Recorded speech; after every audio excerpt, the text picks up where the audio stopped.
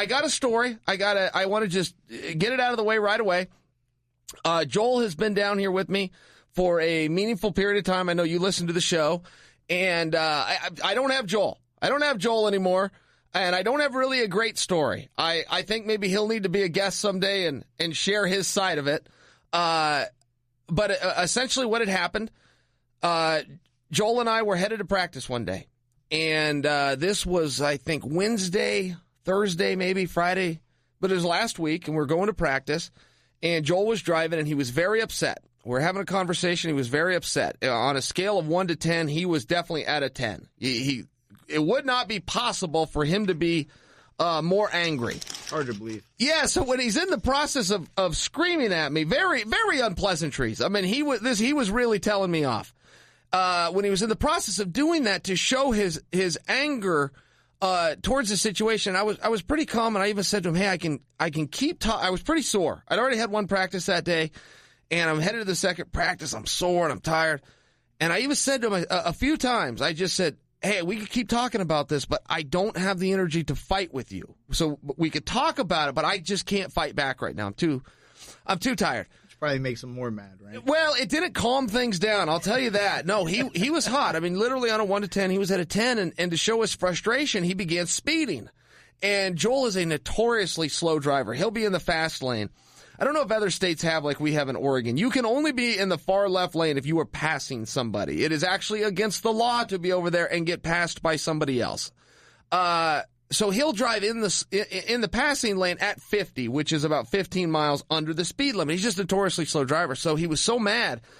To show his frustration to the universe, he was going 80. Now, 80 is ridiculously fast. In the 1992 Ford Bronco we were driving, the whole vehicle was shaking.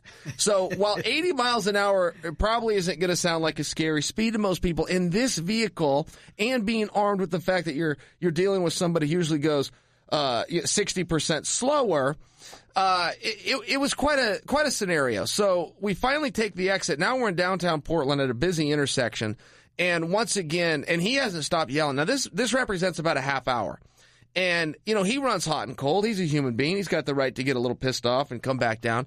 To hold it for a half hour was a little bit bizarre. He usually kind of lets things go a little bit quicker. So we take the exit. We're at a busy intersection, downtown Portland. And again, to show his frustration and his anger, he just floors the gas and speeds through a red light. Now, an accident was not even close to happening, fortunately, but there were horns honking.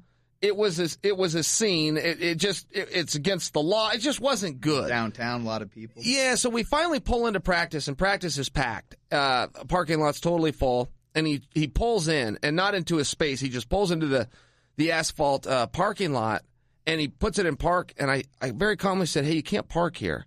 He was blocking cars in. And he says, "I'm leaving." And he jumps out, and he grabs a sack, he throws some stuff in it, and he leaves on foot. I haven't seen him since. Wow. I assumed that meant he quit. I assume that's what that meant. I think that's a fair assumption. So I take the vehicle, I go home, and say la vie. It's been about a week, and he contacts me today, and there's no way I could read these text messages on air. I suppose you could read them. I don't curse in public. So at any rate, I mean, yeah, he told me off again. In other words, he told me off again. And I would share what we're fighting about, but I really don't know how. I'm not positive as to what exactly we were upset with each other about. I think that it was a little bit manufactured on his part. I can assure you he will share his side so we can all learn together. I don't want to back and forth on this or to be in some kind of fight. But, what's the old expression? The show must go on. So we moved forward, and he contacted me today and kind of let me know he was planning to be down here. And it's like, well, you quit. You screamed at me, you quit, you walked off, and we haven't spoken. I made other plans. That was a responsible and reasonable thing to do. So at any rate, that's what I'm up to. I wanted to disclose that for the listeners.